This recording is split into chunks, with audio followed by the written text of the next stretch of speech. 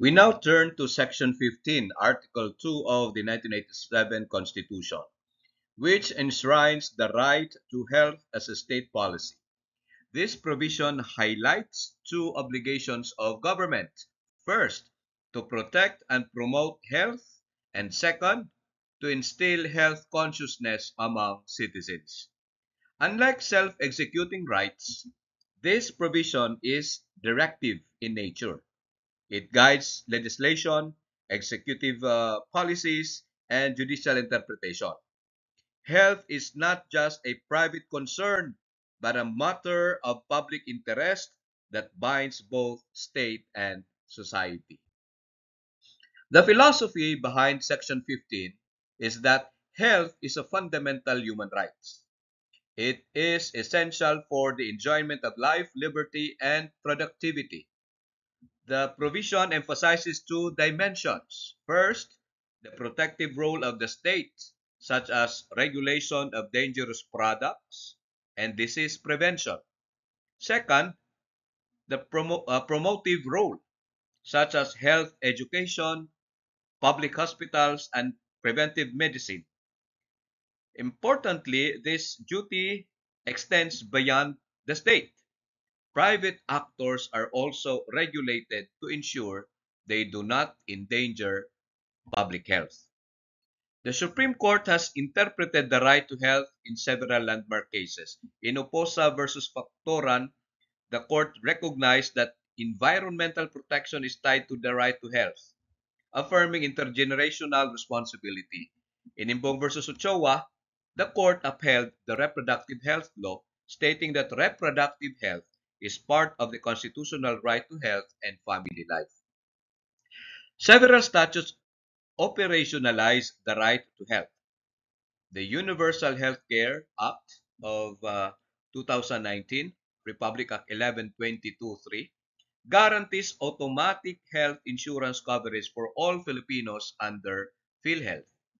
The Tobacco Regulation Act, RA 9211, and the Sin Tax Law restrict cigarette ads and fund health programs. The Clean Air Act, RA 8749, recognizes that health is inseparable from environmental quality. The Dangerous Drugs Act, RA 9165, treats drug addiction as not only a crime but also a health concern, mandating rehabilitation. Together, these laws demonstrate that the state fulfills its duty through comprehensive and multi-sectoral measures. The COVID-19 pandemic tested the constitutional right to health like never before. Government measures such as lockdowns, vaccination campaigns, and mandatory health protocols were justified as exercises of police power in protecting health.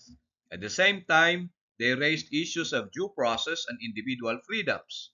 The courts generally upheld these measures, recognizing that in times of public health emergencies, the collective right to health outweighs certain individual liberties, provided restrictions are reasonable and time-bound.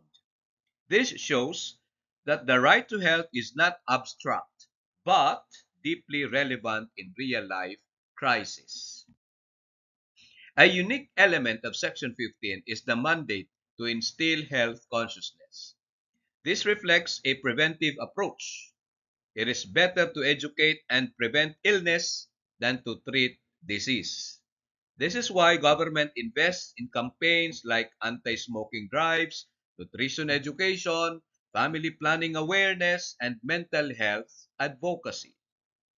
A society that is conscious of health practices not only lessens the burden on public health systems, but also improves productivity, longevity, and quality of life.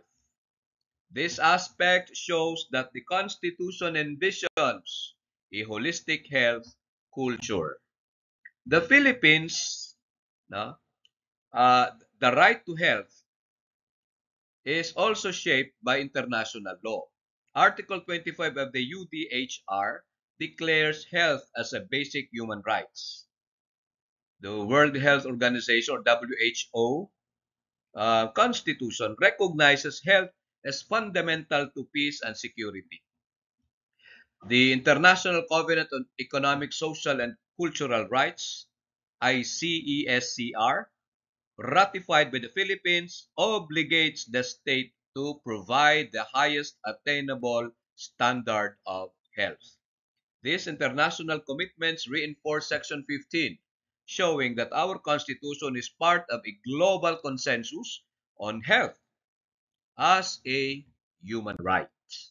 To conclude, Article 2, Section 15 establishes health as a fundamental constitutional value. It imposes on the state the dual duty of protecting and promoting health and of instilling health consciousness. Through cases like Uposan Imbong, the laws like the Universal Healthcare Act, the provision of in this constitution has been given practical effect. Health is not only the responsibility of government, it is a shared duty of the whole society. Ultimately, a nation cannot be strong, prosperous, and free unless its people are healthy, conscious, and cared for.